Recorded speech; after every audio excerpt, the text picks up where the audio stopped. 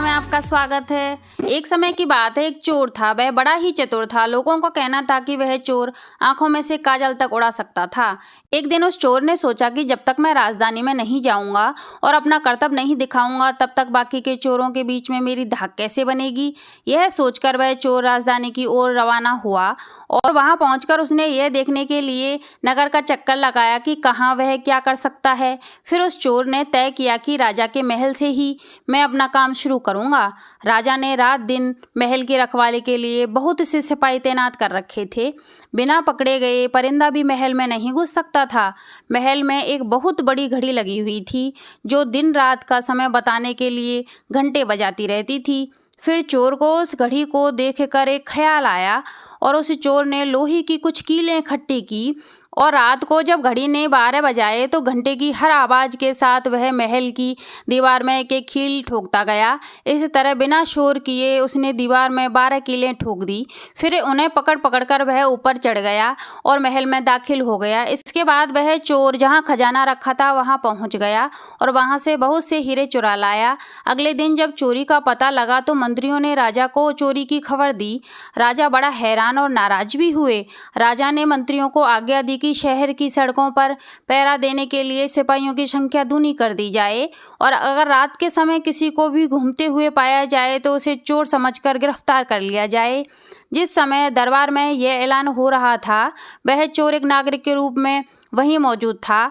उसे सारी योजना की एक एक बात का पता चल गया था और चोर को यह भी मालूम हो गया था कि कौन कौन से सिपाही शहर में पहरा देने के लिए चुने गए हैं। फिर वह चोर उन सिपाहियों के घर एक साधु का रूप धारण करके गया और उन सिपाहियों की पत्नियों से जाकर मिला और एक एक करके चोर उन सबके पास गया और सबके हाथ देखकर बताया कि वह रात उनके लिए बड़ी ही शुभकारक है। फिर वह चोर एक सिपाही की पत्नी से बोला, हो सकता है वह चोर आज रात तुम्हारे पति की पोशाक में आए। देखो, उस चोर को घर के अंदर मत आने देना, नहीं तो हो सकता है तुम्हारे घर ही चोरी हो जाए। घर के सारे दरवाजे बंद कर लेना और भले ही वह चोर तुम्हारे पति की आवाज में बोलता हुआ सुनाई दे, लेकिन उसके ऊपर विश्वास मत करना और जलता हुआ कोयला उसके ऊपर फेंक देना, इससे चोर पकड़ में आ जाएगा। यही बात सभी स्त्रियों से कही और फिर वहां से चला गया। फिर उन सिपाहियों की सभी पत्नियां रात को चोर के आगमन के लिए तैयार हो गईं और इस बात के बारे में उन्होंने किसी को भी नहीं बताया। शाम होते ही सभी सिपाही पहरा देने के लिए शहर की तरफ चले गए और सवेरे के 4 बजे तक पहरा देते रहे, लेकिन उन्हें उस समय तक इधर उधर कोई भी दिखाई नहीं दिया। तो उन्होंने सोचा अब चोर नहीं आएगा। यह सोचकर उन सभी सिपाहियों ने अपने घर चले जाने का फैसला लिया। जो ही वे घर पहुंचे, उन सभी सिपाहियों की पत्नियों को संदेह हुआ और उन्होंने चोर की बताई कार्रवाई शुरू कर दी। फल वह हुआ कि सिपाही जल गए और बड़ी ही मुश्किल से अपनी पत्नियों को विश्वास दिलाया कि वे ही उनके असली पति हैं और उनके लिए दरवाजा खोल दिया जाए। सभी सिपाही आग से थोड़े थोड़े जल भी गए थे। तब उन सिपाहियों ने अपनी पत्नियों से सारी बात पूछी। तब उन सिपाहियों की पत्नियों ने सारी बात बता दी। उधर दूसरे दिन राजा दरबार में आए तो राजा को सारी बात बताई गई। यह बात सुनकर राजा बहुत चिंतित हुए और राजा ने कोतवाल को आदेश दिया कि वह स्वयं जाकर चोर को पकड़े। फिर उसी रात को कोतवाल ने तैयार होकर शहर का पहरा देना शुरू किया। जब वह एक गली में से जा रहा था, तब चोर ने कोतवाल को देखकर कहा, कोतवाल साहब, मैं ही चोर हूँ। कोतवाल ने समझा कि ऐसे ही यह व्यक्ति मजाक कर रहा है। तब कोतवाल ने कहा, अरे भाई, मजाक छोड़ो और अगर तुम चोर हो तो मेरे साथ चलो, मैं तुम्हें अभी कुएं में डाल देता हूँ। चोर बोला, ठीक है, और वह चोर कोतवाल के साथ कुएं पर पहुंच गया। वहां पहुंचकर चोर ने कोतवाल से कहा, कोतवाल साहब, इस कुएं में से पानी किस प्रकार निकालते हैं और इस पानी का क्या क्या इस्तेमाल करते हैं? मेहरबानी करके मुझे भी समझा दीजिए। कोतवाल ने हंसते हुए कहा, तुम्हारा क्या भरोसा, मैं तुम्हें बताने लग जाऊं और तुम भाग जाओ तो? तब चोर बोला, मैंने अपने आप को आपके हवाले कर दिया है, मैं भाग क्यों जाऊंगा? कोतवाल चोर को यह दिखाने के लिए राजी हो गया कि कुएं के पानी को किस प्रकार निकाला जाता है और कैसे प्रयोग में लिया जाता है। जैसे ही कोतवाल कुएं की तरफ झुका, वैसे ही चोर ने कोतवाल को कुएं में धक्का दे दिया और कोतवाल को राम राम करके चल दिया। सर्दियों की रात थी। दिन निकलते निकलते कोतवाल सर्दी के मारे कुएं में पड़ा पड़ा अधमरा हो गया था। सवेरे जब सिपाही उधर से गुजर रहे थे तो उन्होंने देखा कि कोतवाल की आवाज़ कुएं में से आ रही थी। तब सिपाहियों ने कोतवाल को कुएं में से बाहर निकाला और उसे उसके घर छोड़ दिया। अगले दिन जब दरबार लगा तो राजा को रात का सारा किस्सा सुनाया गया। राजा इतने हैरान हुए कि उन्होंने उस चोर की निगरानी स्वयं करने का निश्चय लिया। चोर उसी समय दरबार में मौजूद था और सारी बातों को सुन रहा था। रात होने पर चोर ने साधु का वेश बनाया और नगर के एक पेड़ के नीचे बैठ गया। राजा ने शहर में पहरा देना शुरू किया और साधु के सामने से राजा गुजर गए। फिर राजा उस साधु के सामने दूसरी बार आए तो राजा ने साधु से पूछा कि हे महात्मा, क्या आपने इधर से किसी अजनबी आदमी को आते देखा है? साधु ने जवाब दिया कि हे राजन, मैं तो अपने ध्यान में लगा हुआ था। अगर मेरे पास से कोई निकला भी होगा तो मुझे पता नहीं।